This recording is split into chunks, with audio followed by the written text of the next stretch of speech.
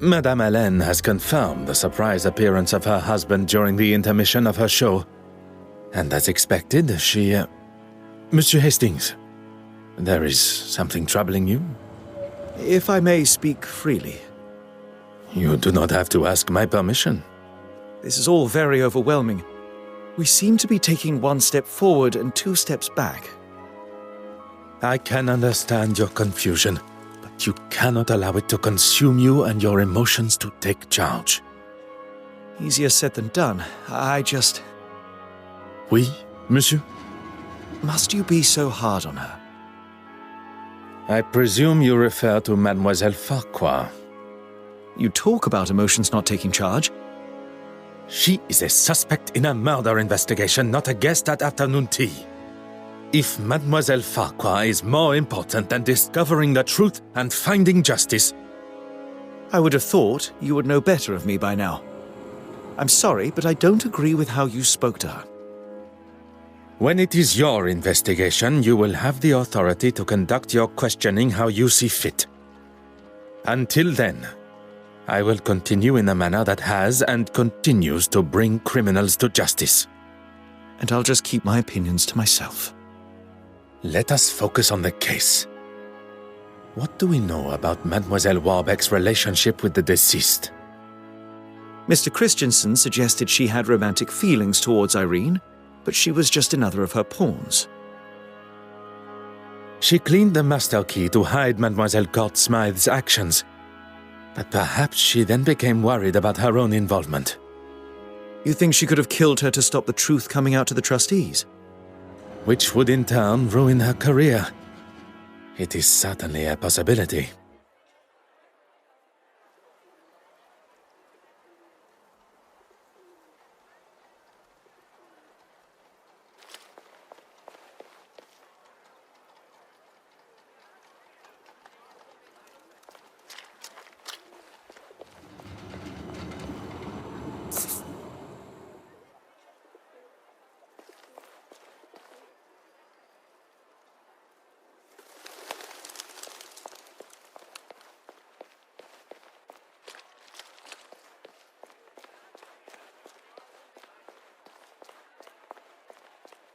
Your Grace. Detective Poirot, good morning. Can I assume there is still a murderer loose on the streets? London is a very large city. I would fathom a guess that there is more than one, as I have not had the chance to arrest him yet. Your confidence astounds me. Look, you had better make it quick. I'm meeting the young Russian girl here. She had some questions about the museum building at the gala. Questions I'm sure only I can answer. God teaches us to forgive and love thy neighbor. Sometimes that can be more challenging than expected. Has she offended you personally? Using the museum for her sordid meetings with those uncouth men? I'd say so. She doesn't strike me as someone that would be caught up in that sort of thing. And what sort of thing am I referring to? Well, Exactly. If you don't know, it would be wise to remain quiet until you're spoken to. I walked in on them in the restoration room a couple of weeks ago. I had come straight from my regular Sunday service, as I had some business to tend to. I opened the door and saw them all sitting there, scheming and planning. You are not aware of what they were meeting about? Do you need to wash your ears out? I just told you what they were up to. And I could see she had the financial books out. Why would she need them? I'm not even privy to those. And when she saw me, they stopped talking. Merci, Your Grace.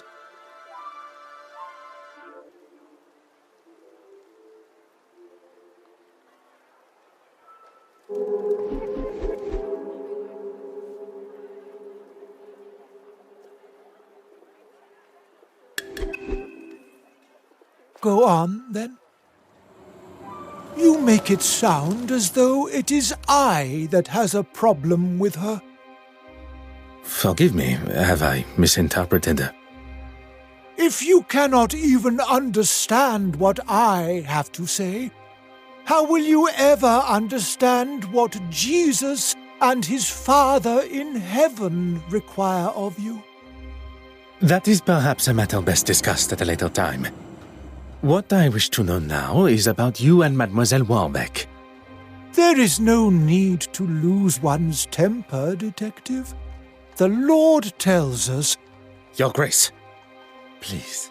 A lesson for another time. Let's just say that I certainly wouldn't have given that common thief an exhibition, especially now. Merci, Your Grace.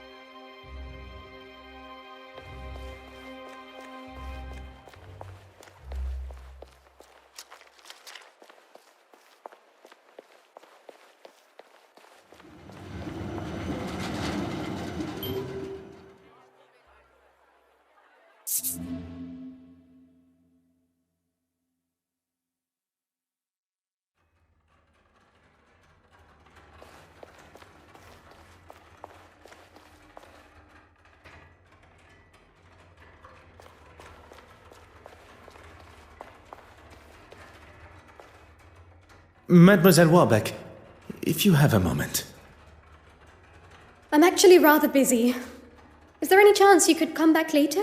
I would have thought recovering your painting and identifying a murderer would be at the top of your priority list. I'm sorry. It's just been so hectic here. I can spare 5 minutes. Is it necessary? You do not wish to impede my investigation? No, but I don't really understand what they have to do with the case. It is important that... That is quite all right, mademoiselle. It was not my intention to make you feel uncomfortable. Honorable? That's a good one.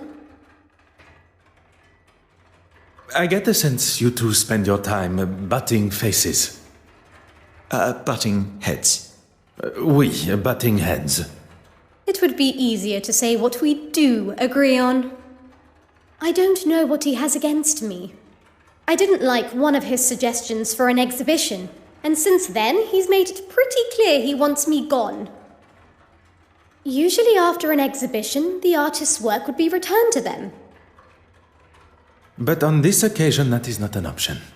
I still have every intention of going ahead with the exhibit that includes her work, even if the trustees are against it. I'm still the curator of this museum. I'm hanging her work now, and that's that. I recall Mademoiselle Court-Smythe referred to the exhibit as hers. The level of arrogance and hypocrisy is now even more evident. You have been most helpful.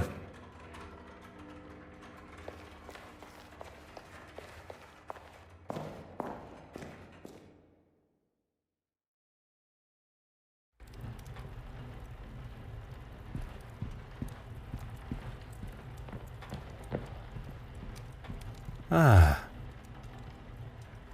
Huh. Ah. Mm-hmm.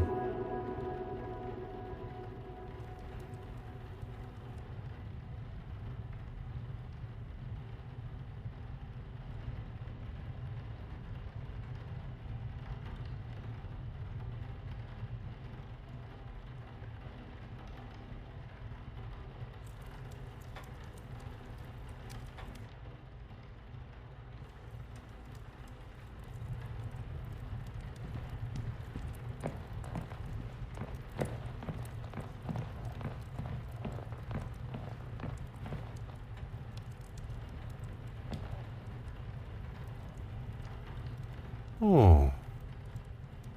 Oh.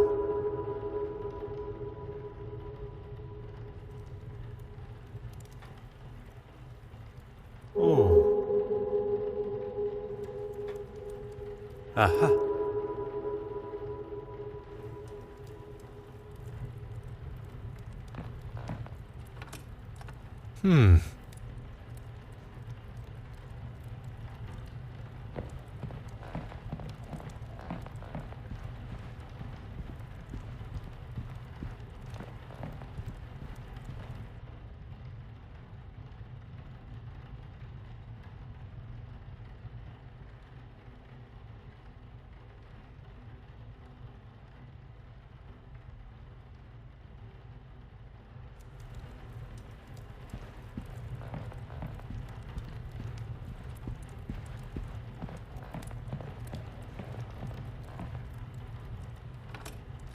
Huh.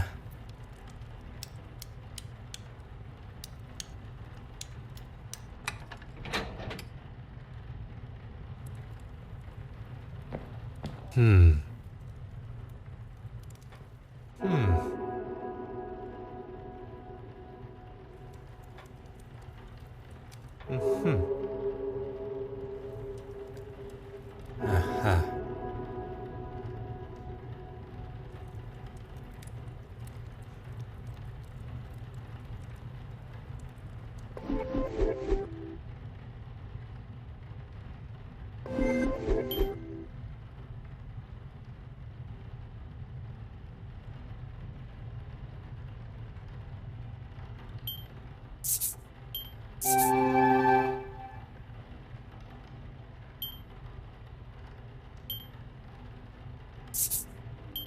Hot on the culprit's heels.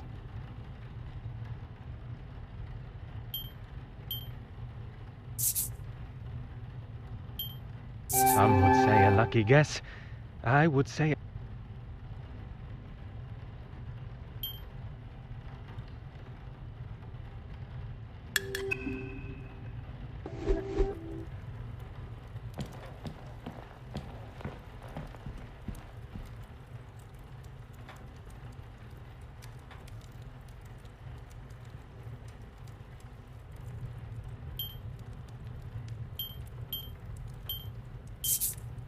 Bishop Mountjoy was quite adamant Mademoiselle Warbeck's meeting was something untoward.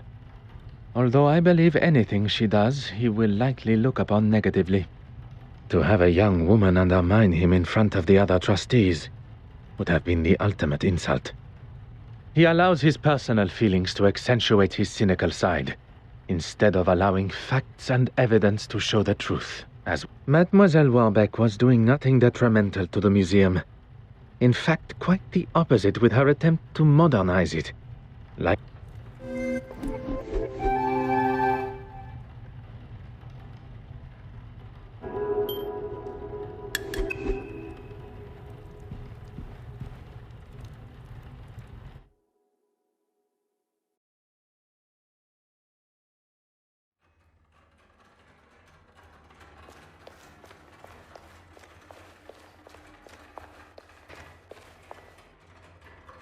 Go right ahead, Detective. I wonder who you've been talking to. What did he tell you? That I've been up to no good? Not in so many words. I was meeting with artists for a new exhibition. He has no idea what he is talking about when it comes to art. Or really anything for that fact. He can't see the future. The new wave that will change the art world forever. As well as the uncouth gentleman you met. He also mentioned the financial books. Uncouth? Anyone not wearing full priest robes is uncouth to him. I wouldn't show Horace the finances because it has nothing to do with him. And he's simply looking for any excuse to have me fired. Nothing more. Well, considering he didn't want her work anywhere near the museum, I wouldn't have said they had one at all. Then the next thing I heard was that he had commissioned her to do some pieces for his church. I didn't know anything about it until Irene told me. Do you know what he had commissioned her to paint? No idea, I'm afraid. She was sworn to secrecy. You have been most helpful.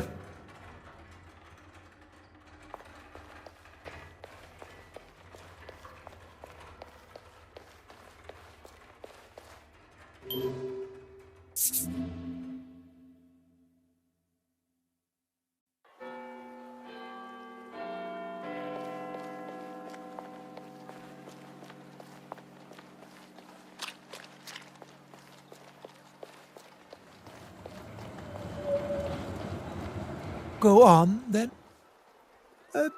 You'll have to be more specific than that, Detective. The paintings produced by Mademoiselle Cortsmith's brush. Oh, yes. Well, I thought it was necessary if she was to feature in the museum. You couldn't just use her other pieces as reference? I suppose I could have, but I don't actually see why it is any concern of yours. It is not as though I kept it anyway. I wasn't happy with it clogging up my bin, let alone my museum. Merci, Your Grace.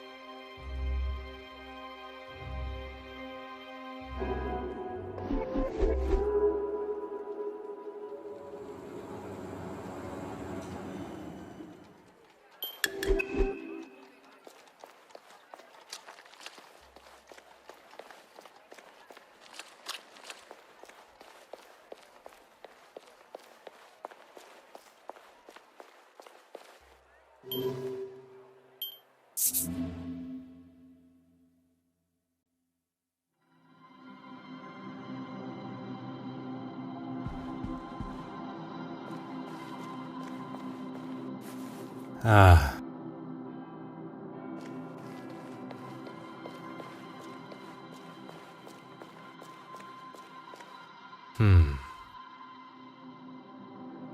Ah.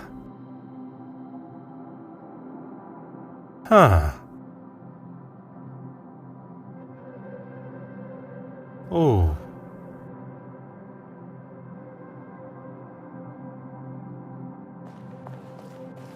Oh. Huh.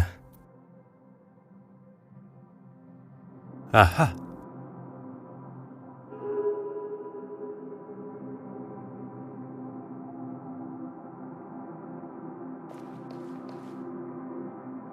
Huh.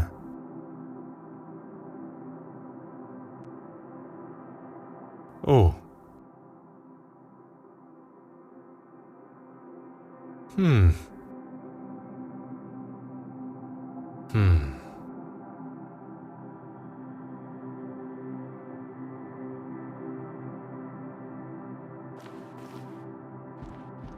Hmm. Huh.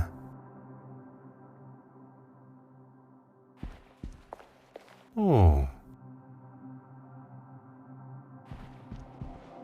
Aha.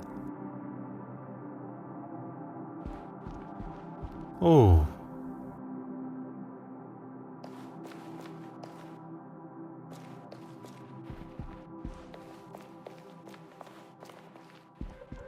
Huh. Ah. Mm-hmm.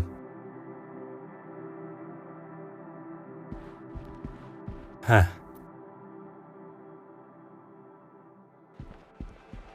Aha.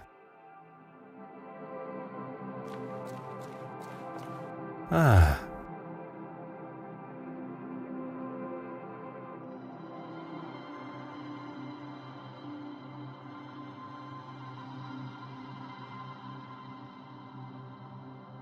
Huh.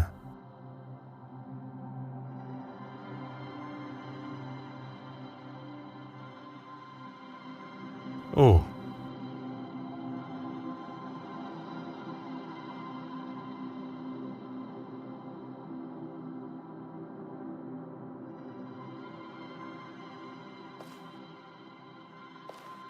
Mm-hmm.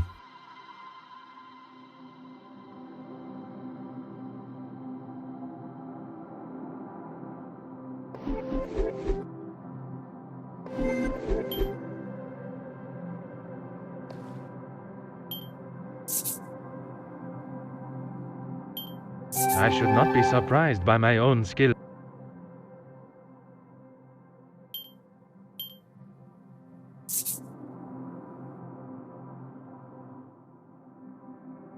Things are beginning to become clearer.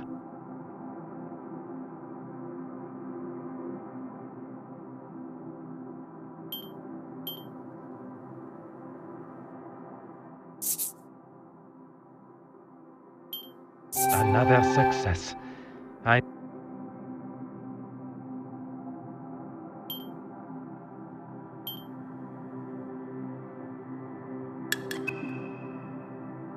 It appears that the good bishop has been replacing the church's original artworks with fakes painted by Mademoiselle Court Smythe. He commissioned her to make these forgeries so that no one would notice when the originals disappeared. Disappearing where, though? You don't think he's selling them, do you? Why else? Mademoiselle Babagnan appears to have been right about the bishop's connection to the black market. Now, Hastings, we must ask ourselves, where might Bishop Maunjoy be hiding the original paintings from the church before he sells them on?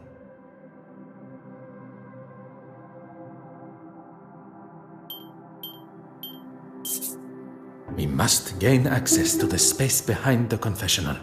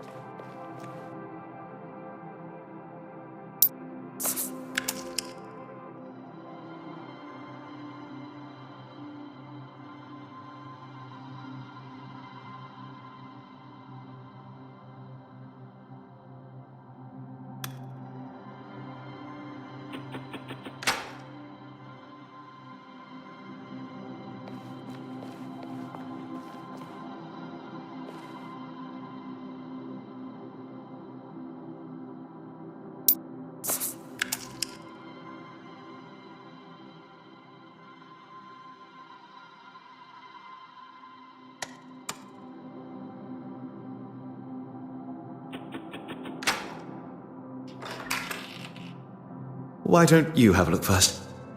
Do not tell me you are afraid of the dark. Not the dark, just pitch black, eerie passages in old churches. Poirot, where are we? If I am not mistaken, this is part of the secret tunnels that were built hundreds of years ago to sneak those that did not agree with the powers of the country out. And why exactly are we in here? The why must never be obvious. That is the whole point. Right.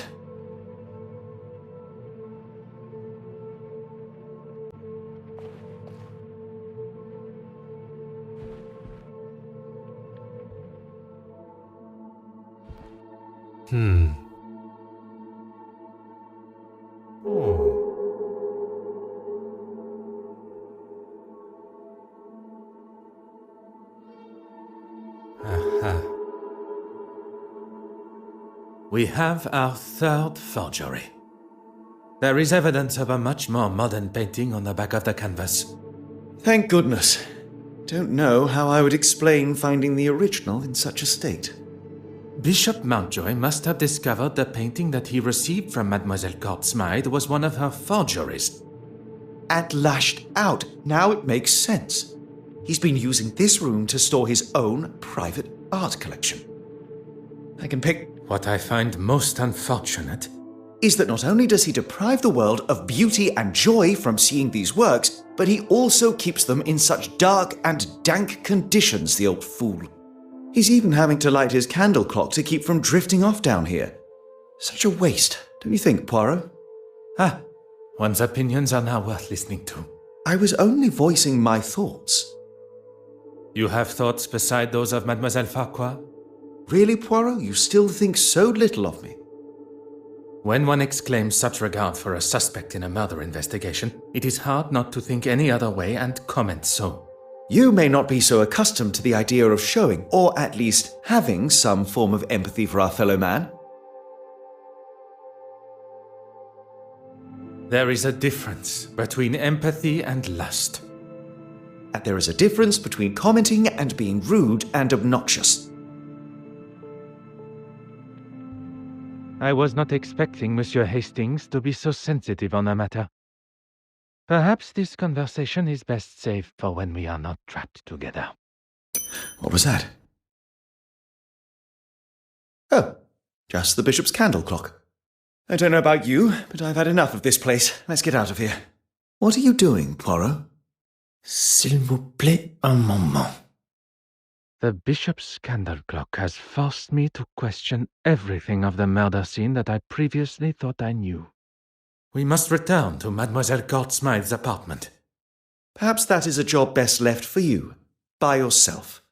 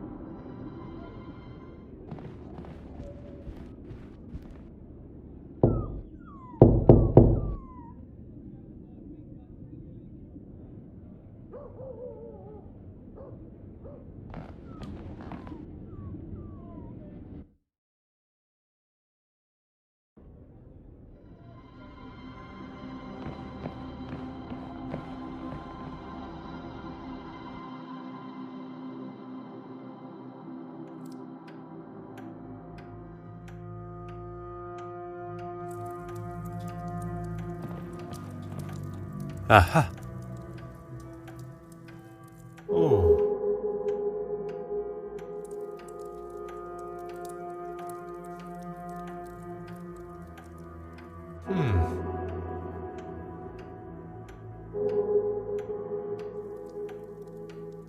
Huh.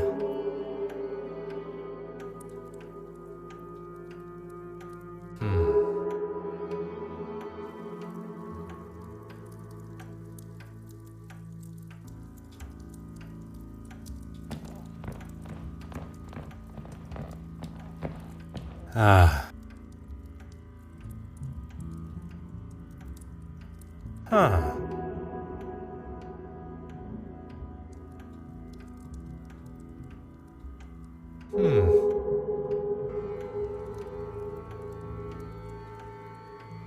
Ah.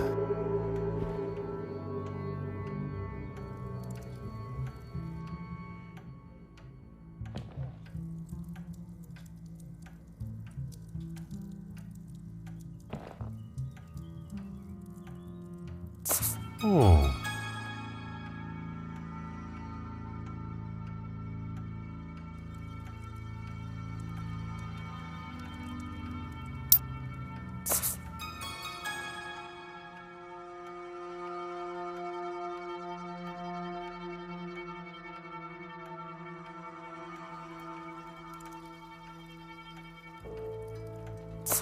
Et maintenant?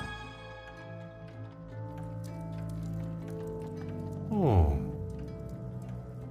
I believed myself to be the greatest detective in the most prestigious police force in the world. But I have been duped and swindled, falling directly into the trap laid by the killer. And now I stand here alone, contemplating what is to come next. Monsieur Hastings was quick to make his excuses to retire to his abode and not return to the scene of the crime by my side. I hope there is not something further that troubles him. One does not need added strains at a time when steps must be retraced and a new timeline considered. Sacré! I have spent my time staring into the sun when deceit and deception has taken place in the shadows. A murderer remains free.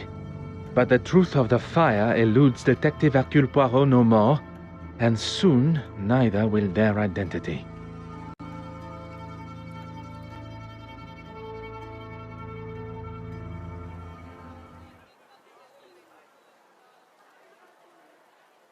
I cannot believe I allowed myself to fall for such a deceptive move. The killer knew I would ask for an alibi, and they knew how to cover their tracks perfectly. Now, though, I have the upper hand. The killer believes that I have extinguished all avenues of my questioning. Unaware I know the truth of the fire. I wish Monsieur Hastings were here. I was perhaps too harsh with him. I know of his want for the same as I, the truth. But now I fear that I have lost him to my own tenacious demeanor. Now more than ever do I need my little grey cells working at full capacity. Monsieur Demire and Mademoiselle Babagna. I am glad to say that they both still have alibis, as the show had just reached its second act. I can be sure that neither was involved. Mademoiselle Farquhar. She claims that she was in the dark room developing pictures, and even with this new discovery, her alibi stands. Monsieur Dryden can confirm. Monsieur Christiansen, one of my key suspects, drinking alone except for a brief encounter with Monsieur Demire. But Madame Allen can substantiate his trip to see her at the theater to apologize during the intermission. Which leads us to the good Madame Allen, on stage performing Innocent. A side note, I must make an effort to see her production. From what I have heard, she sounds quite captivating. The Honorable Bishop Mountjoy. His Compline prayers had not yet begun, but Mademoiselle Warbeck and he were together in what I can only imagine to be an uncomfortable meeting for them both. Her innocence has already been confirmed, although upon learning of how she has been treated. Last but certainly not least, Monsieur Aylesworth, and the article in the newspaper documenting his, as some see, heroic speech amongst the House of Commons is alibi enough for the murder. And where are we left now? Every suspect seemingly as innocent as they were yesterday. But when one looks most innocent, that is when Detective Poirot is most suspicious.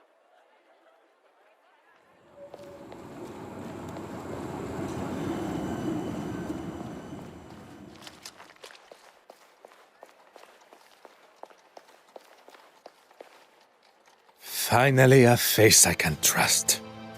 Everything all right, Poirot? I'm afraid things could not be further from all right. Don't tell me the famous Detective Poirot is stumped. Stumped? No. Perplexed?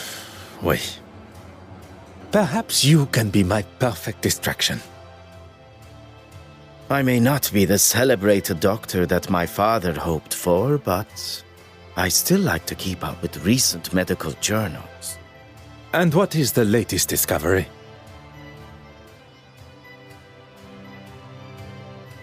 This particular article is about the effect of cocaine on the user's body.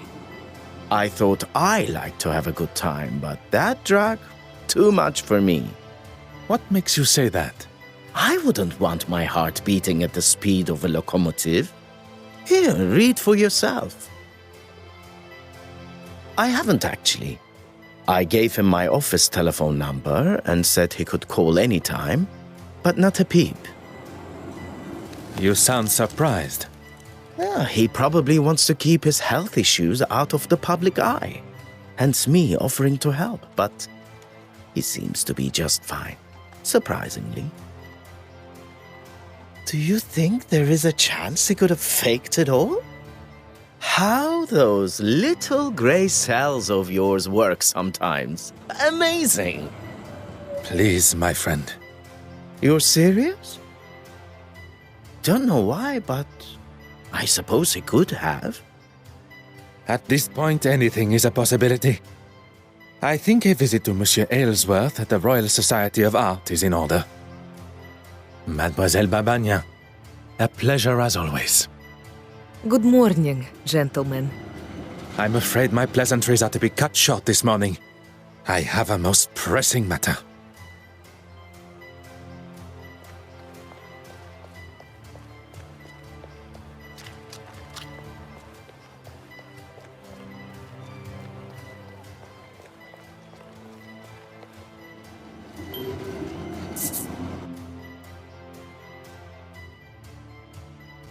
Just a moment. I'm coming. What a great commotion coming from behind the door. Ah, Detective, what can I do for you? Could you spare a moment of your time? If you are feeling up to it? Why wouldn't I? You are recovering from a potentially fatal heart attack. I would not want to aggravate or upset you in any way. Are we really going over this again? It would help me clear up some discrepancies. Very well. As I've said before, I was in the House of Commons addressing the bench, as you know. And then I was speaking with the reporter. The editor, Nathaniel Dryden. If you say so, at the news office. Monsieur Aylesworth is sticking to his story. I did not expect that it would be easy to unsettle a politician of his experience. And why would I? Oh, to thank him for his help at the museum. Yes, of course. I've been meaning to send him a thank you gift. One would think that thanking the man that saved your life would be further up your priorities. I'm a very busy man, as I'm sure you understand. And I don't know whether I'd go as far as saying he saved my life. On the contrary, had Monsieur Demire not been there with his extensive medical training and a man of your age, perhaps you would not be here talking with me today. If Monsieur Aylesworth is not prepared to tell the truth, perhaps I can... The nurse said herself that I had the heart of a young athlete. It'll take more than that to slow me down. Well, I would not take that as a sign to start a sporting career. Merci, monsieur. I find myself in a most problematic position. My associate, Monsieur Hastings, is nowhere to be found when I need him the most. There must be someone else that I can call upon. Someone to fill the shoes of Monsieur Hastings. The obvious choice would be Monsieur Demire. But I wonder if he is...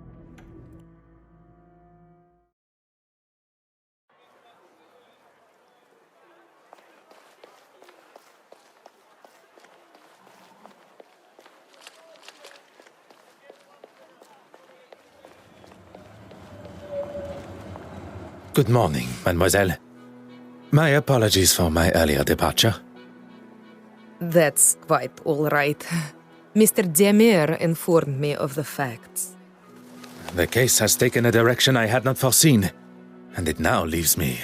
I will not stand here and listen to you wallow. How can I help? Go on. I require a distraction. I promise you will come to no harm and... Who am I to distract, and from what? Monsieur Aylesworth, I need to gain access to his office without his watchful eye. Detective Poirot, preparing to cross the line of law. Not cross, merely tiptoe alongside. I assume you have already devised a plan? A requested tour of the Royal Society of Art building should give me appropriate time. Then that is what I shall do.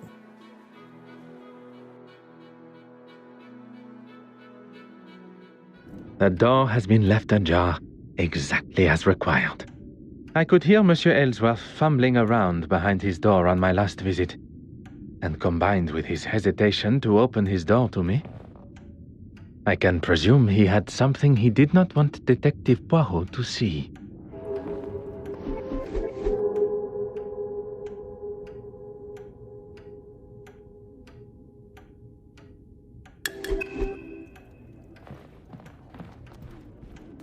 Huh.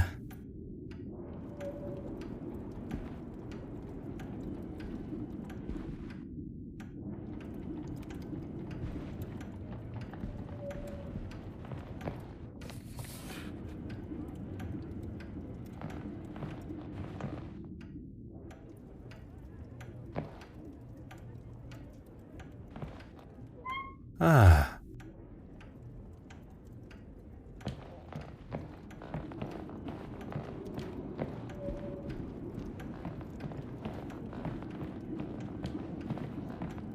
Aha.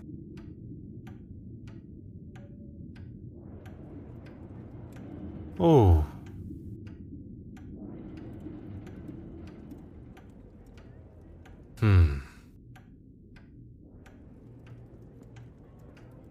Hmm.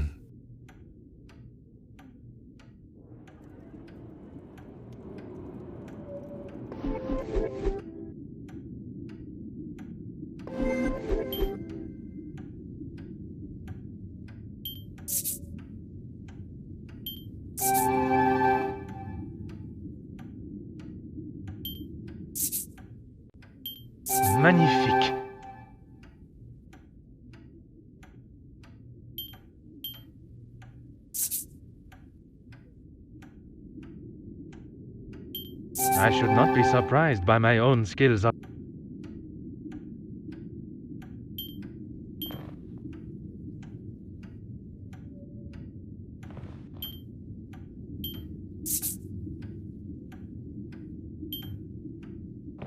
Voila.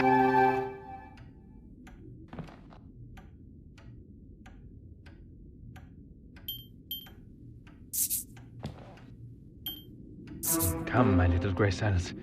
We must think logically.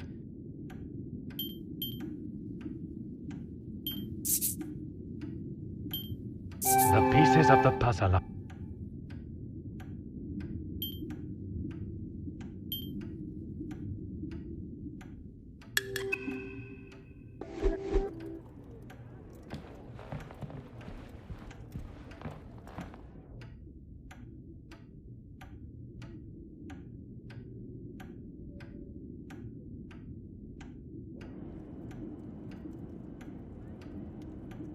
Put your hands up and step away from there. Monsieur, there is no need. Enough of your phony pleasantries. Let's see what the real police have to say. The first thing they would notice is the politician aiming his revolver at an officer while they are conducting official police business. I'm sure they would agree. I have every right to protect myself from a foreign intruder. If you were to lower the gun, perhaps we could discuss the situation we find ourselves in. You may have authority in your own country, but not here. Now, explain yourself.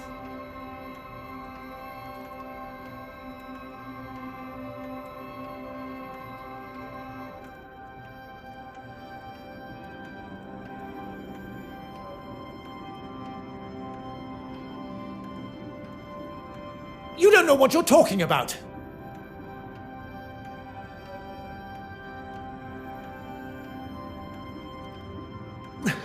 Enough!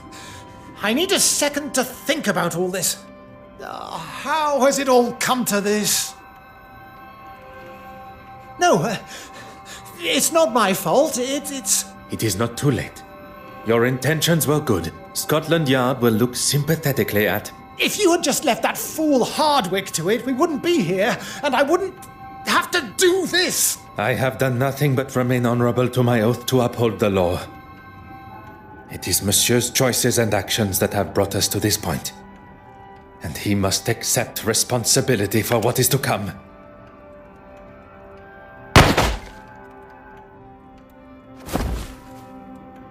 Poirot, are you all right?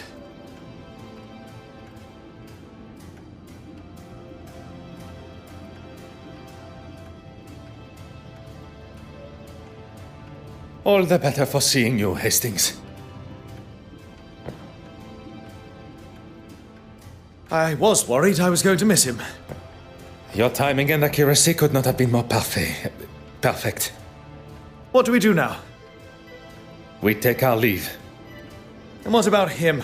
Will he be okay? He shall be fine. Although I am not envious of the sore head he will awake to.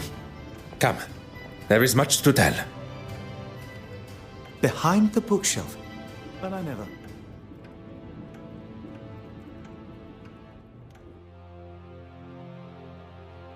Monsieur Dryden, how are you? Detective... Poirot. Yes, of course. What can I do for you? She is, but not here, I'm afraid. Do you know where she is? She said something about heading back to the museum. For what, exactly? Forgive me. I recently inherited a number of belongings from a deceased relative, including an undeveloped spool of film. I'd like to help, but there isn't anyone here that could develop them for you. I'm more than capable, and I'll leave it tidier than when we arrived. In that case, knock yourselves out. I've got a meeting to run to anyway. I shouldn't be longer than half an hour or so. Pardon. Where has this confident and daring version of Monsieur Hastings been hidden? We all have a hidden side. It's just our own choice of when to show it. So our first step is... Don't tell me there is something the great Detective Poirot doesn't know. I must concede that photography is something I have little experience in. Lucky I'm here then. We need to start with a tray filled with developing fluid. Next, pour the fixer fluid into another tray and then add the photographic paper. I have a newfound respect for those that make such activities look so simple. Let's just wait until we see the results. It shouldn't take long.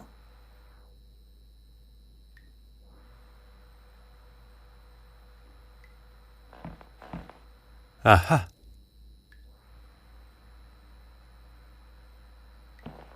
오.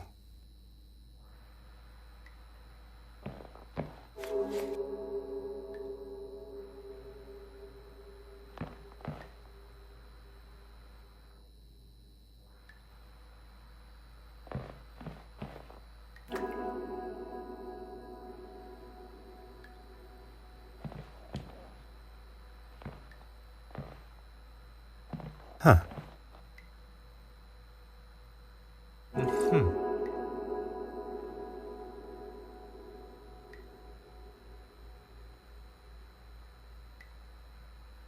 Huh.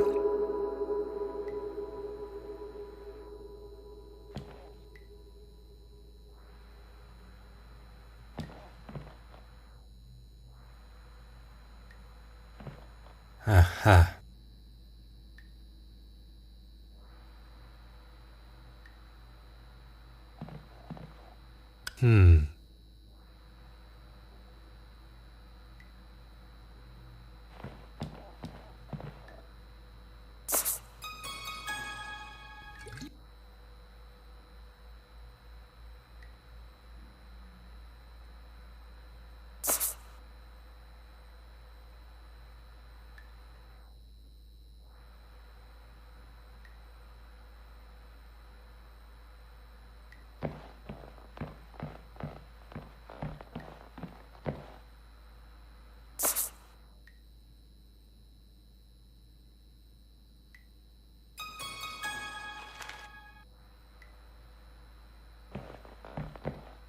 Have you found it yet?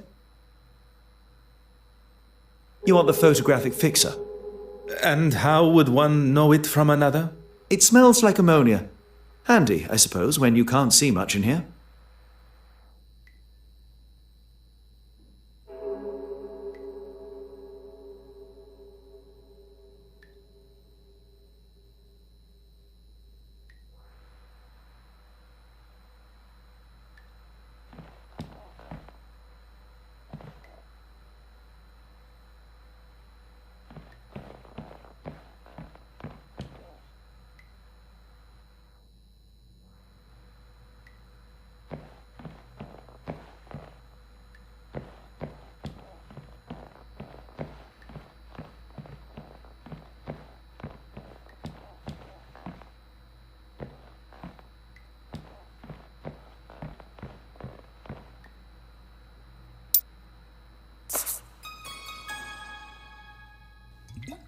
Okay, I think that's everything.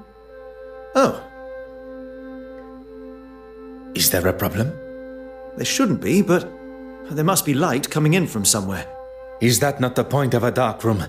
That it will allow no light in to damage the photographs? We need to find where the light's coming in from and damaging the prints. You continue your work, and I shall find the curious light source. Ah.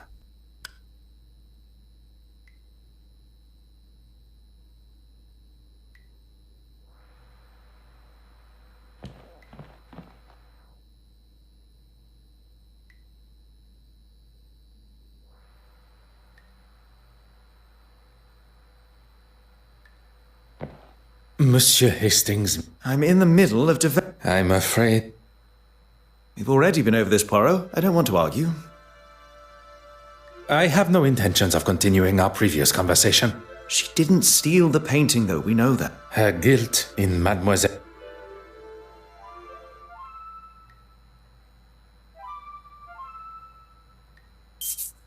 Mr. Poirot, you are a genius.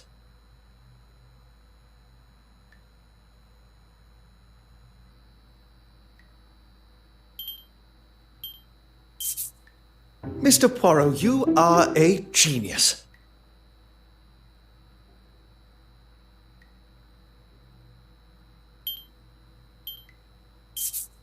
That would never have even occurred to me.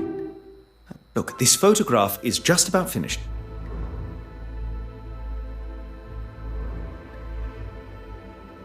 Is that?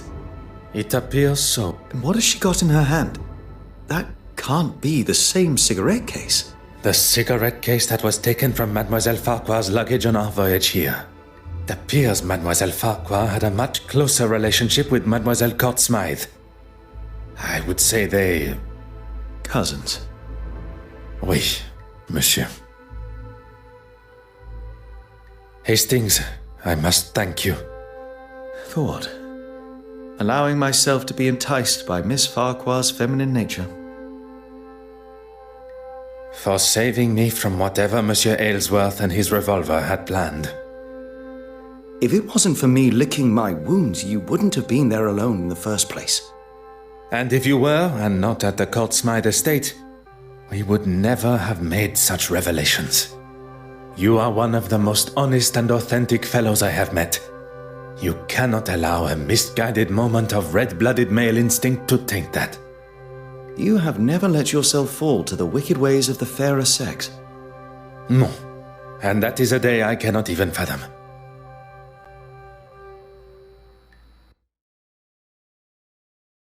With Hastings' help at the Court Smythe estate, something I would have liked to have considered, we now know the reasoning behind Mademoiselle Farquhar's brutal actions towards her own cousin. The circumstances around the murder need no further consideration.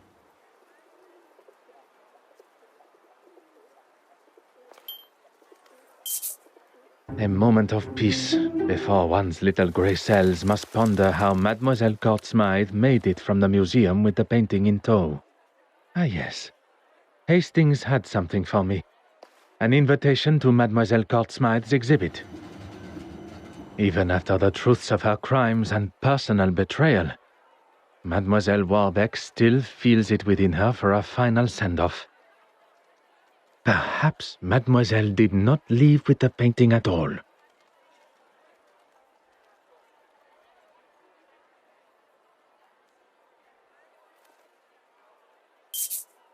Poirot, there you are. What are you... On this occasion, there is no time for pleasantries. We shall finally bring the mystery of the missing painting to an end. We must return to the scene of the initial crime, the Royal Edward Gallery.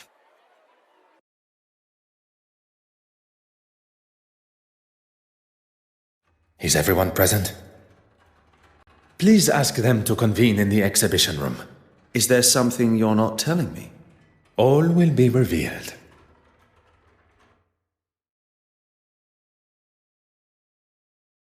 Messieurs et mesdames, thank you for joining us here today. What's this all about? Yes, my time is rather valuable. I thought everyone was here to see the exhibition. I'm all for looking at some real art, as long as it's not all hers. I understand the frustration and hostility that most of you must feel towards her. For some, even... Hatred, loathing, disgust. Betty, please. Even after everything, you stand here and defend her? I'm not defending her. If anyone should hate her, it's me. Perhaps you should move on. In this room is where it all began. Or at least, that is how it appeared. We are all aware Mademoiselle Court Smythe was behind the painting's disappearance. But rather a well-orchestrated plan that involved most of you tangled in her web of lies and deceit. All right, we all know why we're here. Maybe you can speed it along a little. At the Detective Inspector's request, I shall forego the series of events that led up to the theft of the penitent Magdalene painting. Perhaps a fitting place to begin would be with the death of Mademoiselle Court Smythe. If that's going to get things moving. You are all aware of the fire and murder that took place at Mademoiselle Court Smythe's loft apartment. The fire that she started after having one too many. That is where the difference between desire for the truth and the actual truth go their separate ways. Inside Mademoiselle's apartment was the penitent Magdalene painting, or at least a forgery. One of 4 produced by her own brush. The fire was set purposely, in an attempt to destroy evidence and hide the true nature of her death. Poison.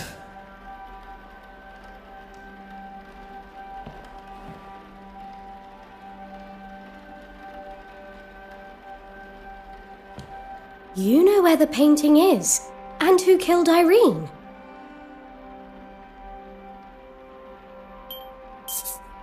Mademoiselle Warbeck, do you remember the words you used when discussing your career?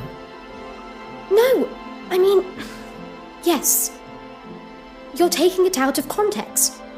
On the contrary, Mademoiselle Court Smythe threatened your career by involving you in the theft. The exact context you described. I wouldn't kill her, though. I couldn't. You cleaned the key to the restoration room, did you not? You continued to deny your involvement with the deceased. A relationship that was nothing more than misplaced love. You think I don't know that now? I knew it had been her that took the key from my pocket. But when I confronted her... Behind bars, that's where she belongs. Give it a rest, old man.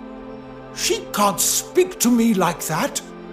Before you continue riding your high horse, Your Grace, perhaps one should consider one's own actions. My actions? How dare you? You're making a mockery of me, the Church, and God Himself. It is you that makes a mockery, and I am sure God will forgive me for saying so. This is all going to make for some story.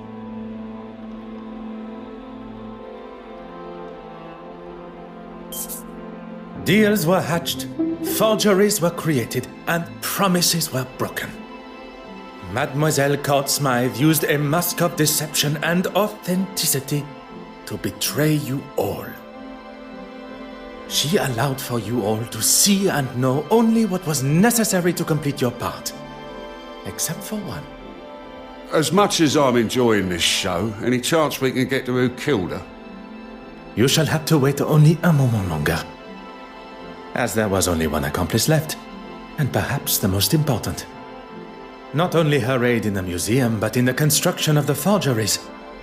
Mademoiselle Farquhar's deception began before I had even left the shores of Belgium. You were part of it, the whole time. Taking us all for fools.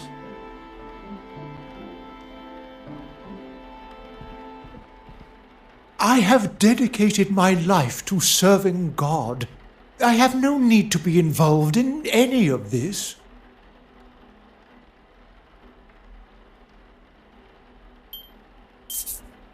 The pieces you had commissioned by Mademoiselle Court Smythe, which hang on your church walls. Why are we even standing here listening to this man? Has this got anything to do with, frankly, anything? Mademoiselle Court Smythe's forgeries would be hung on the church walls, while the originals were sold on the black market to lace your own pockets. You have no proof of these accusations. Poirot, the penitent Magdalene. How could one forget? We have already discussed one of the multiple forgeries, and found amongst your hidden collection the second. Mademoiselle Court Smythe sold you a forgery that you believed to be real, and upon learning of its fabrication, you lashed out, destroying it. One should not allow oneself the arrogance to consider themselves the smartest in the room, especially when they have already fallen foul to another's lies and deception. I am sure theft and embezzlement are questionable enough in God's eyes.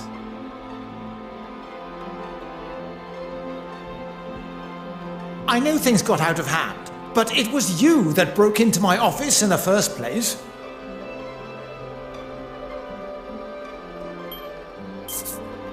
there still remained one missing forgery. The image of the honorable and distinguished gentleman that you present yourself as has gone on long enough. It may seem like an alien concept to you, but we English, we take great pride in how we present ourselves.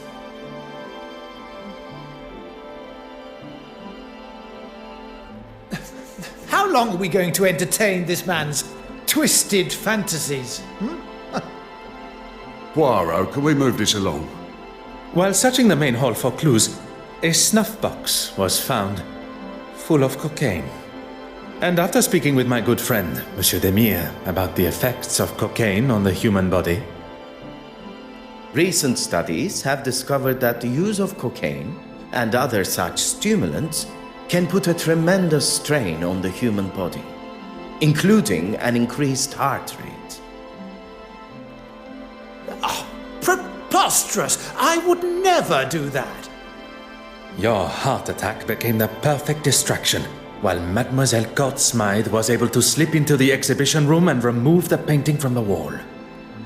Faking a heart attack is pretty low, even for a politician. Monsieur Hastings. Once the painting had been confirmed as stolen, And Monsieur Aylesworth had bothered the detective inspector enough to show he had nothing to do with its disappearance. he would get to keep the original and claim the insurance money. He was going to have his cake and eat it too. I'm not going to stand here. You'll stay right where you are. A stolen painting, timed perfectly with his crossing of the aisle in the House of Commons. All designed to raise his profile, just in time to announce his desire to be a prime ministerial candidate. I wasn't doing it for me. The poor and the needy. I wanted to give them a voice. I have never heard a more self-righteous claim for breaking the law in all my life. How am I meant to help those that really need it unless I'm in a position that can really bring about change?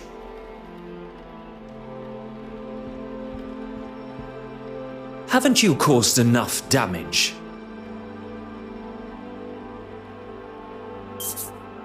Madame Hélène, the famous actress and performer, your story is one I learned with a heavy heart. Look here! When you overheard the conversation between your husband and Mademoiselle Court Smythe at the gala, your suspicions were confirmed. I did everything to keep you happy, but it was never good enough. It began with an infatuation, but turned into a relationship. With the money stolen from your wife, you planned on running away together. So that's why you took it. You coward. She manipulated me from day one. She used me. She used her. Oh, just keep it shut. Perhaps, for once, you should listen to your wife. I wonder how many other hidden skeletons are going to appear.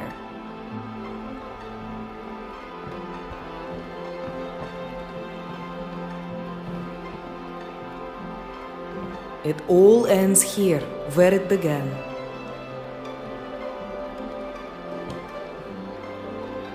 Poirot, the penitent Magdalene.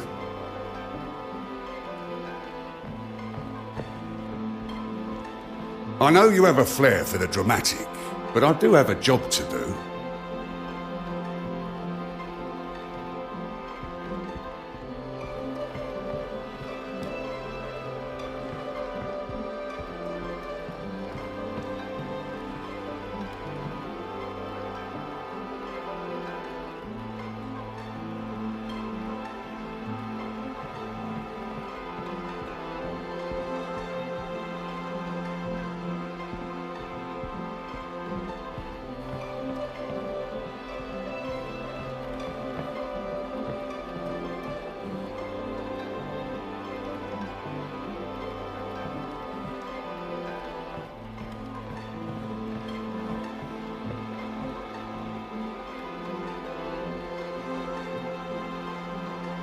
Mademoiselle Court-Smythe manipulated everyone. But that does not excuse the parts that you all have played. Poirot, the murderer. Tell us now, or I'm marching them all down the station.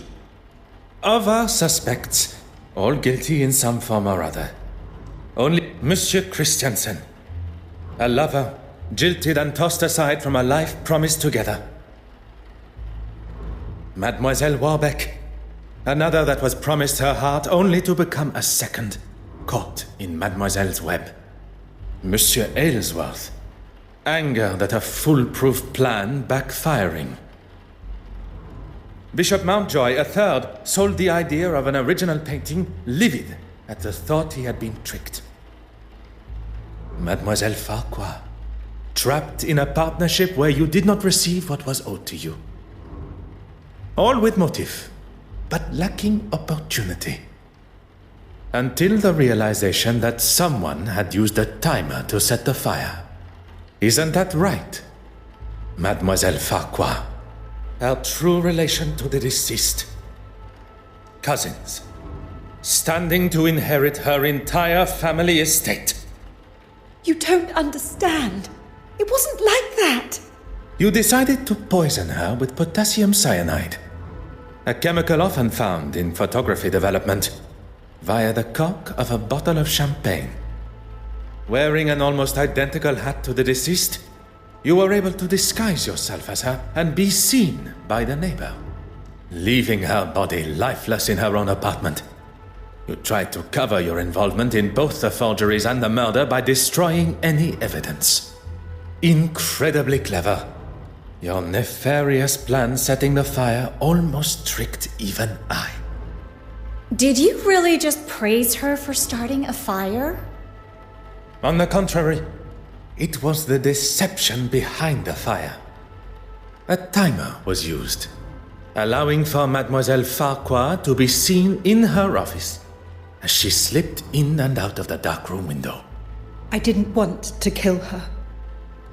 But she gave me no choice. She gave you no choice. You planned and executed a brutal murder. She was your cousin. A cousin that has controlled me for years. I couldn't escape her. She held you captive? I did not see a prison cell in her apartment. No, of course she didn't. Emotionally and financially, I was her captive. I was a struggling critic. But she taught me how to stand up for myself and get what I wanted. You were aware of her scheme all along? Not at first. I didn't know she was selling them on the black market. But even when you did find out, you didn't stop. There was always a reason I couldn't. And what money I did get, she would hold for me. I couldn't remain under her control anymore. There was no other way. Mademoiselle, there is always another way. All I see is the student becoming the master. Detective Inspector, perhaps it is time that Mademoiselle was escorted to the police station. The truth has been revealed, and Mademoiselle Court-Smythe's murderer will pay the price for her crimes. There is something you're forgetting, though. If you think for a moment that the location of the original painting has slipped my mind. Go on then, where is it?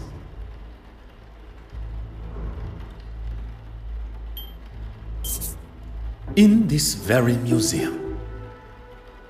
If the original painting was to find its way into her portfolio, it would be returned to her after her exhibition has concluded, meaning it would be delivered to her on a plate.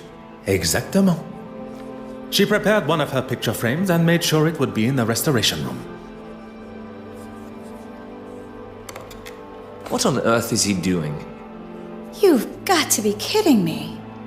It would take too long to remove the nails from the frame and hide it, surely.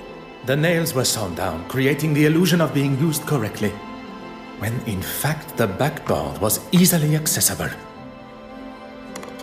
Hidden perfectly behind what Mademoiselle Court-Smythe deemed to be her masterpiece. I never doubted him for a second. Messieurs et Mesdames, the penitent Magdalene.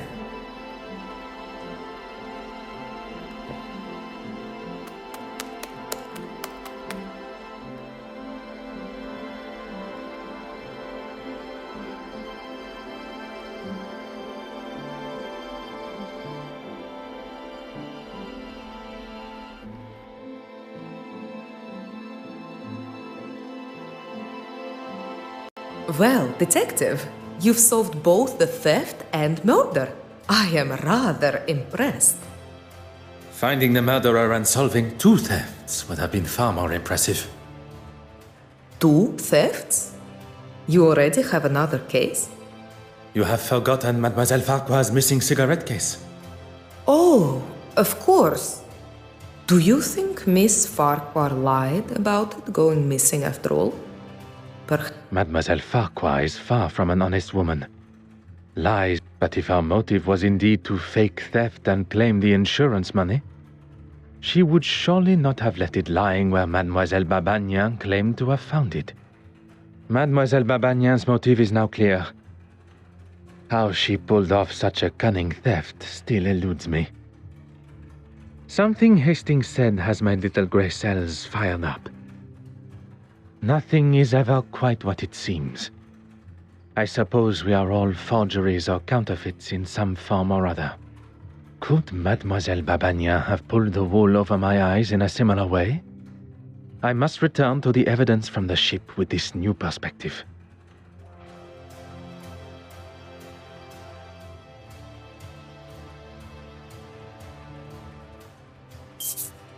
It is you that should be happy, mademoiselle. With no effort at all, you were able to save the day with barely a second thought. You turned a stolen heirloom with a thief and a victim into nothing more than a misplaced item. A case of being in the right place at the right time. I do not believe in coincidence. You were where you were meant to be. Had you not boarded when you did, you would likely have not been invited to the gala at all, or been able to be within touching distance of so many beautiful and historical pieces, including the silver mantle. One thing I have learnt during my time here in London is that people portray a version of themselves, one to be seen or be met, and another that remains hidden from the world.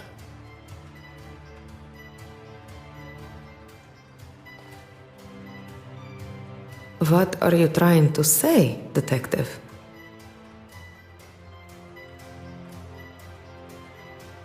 That there are some that wear a mask of authenticity.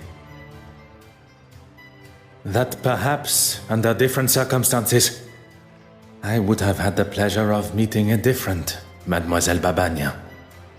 Will you be leaving London now?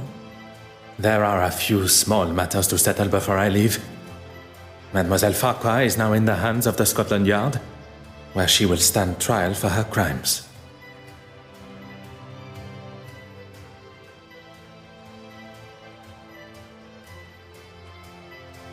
You really do believe in the law, don't you?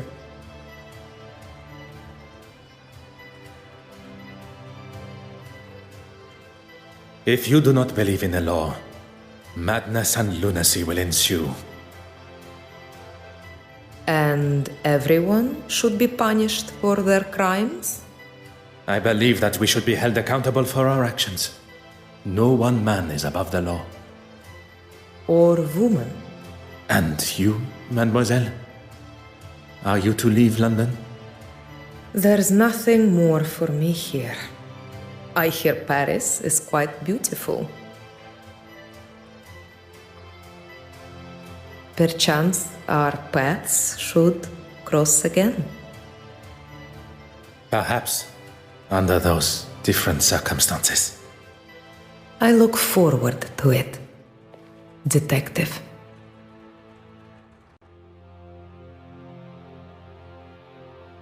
Well, that's that then.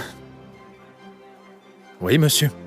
The cases are closed and Mademoiselle Farquhar will shortly be behind bars. What of the others? Judging by the detective inspector's glare at Monsieur Aylesworth, he will not be escaping the law. And Bishop Mountjoy.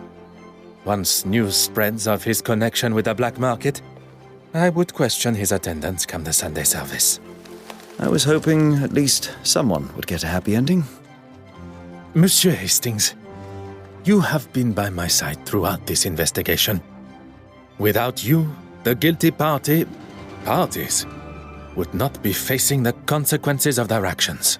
I helped where I could, but It was mostly you. I know that. What you may not know, and I would kindly request you keep to yourself, is that I consider myself somewhat of a... Loner? I would not go as far as that.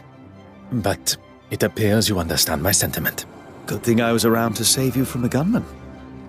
I fear I shall not live that down. I'll maybe hold on to it a little longer. Not many can say they've saved the great Detective Poirot. The great Detective Poirot. As much as I admire your formality, I think we should look for something more familiar, accustomed to our new relationship. Our new relationship? I have seen the benefit of friendship. Connecting with someone that can be trusted and loyal. Someone that shares an authenticity not only in themselves, but in their beliefs. And that's me. Detective Poirot and his trusted friend, Arthur Hastings. It does have a certain charm to it,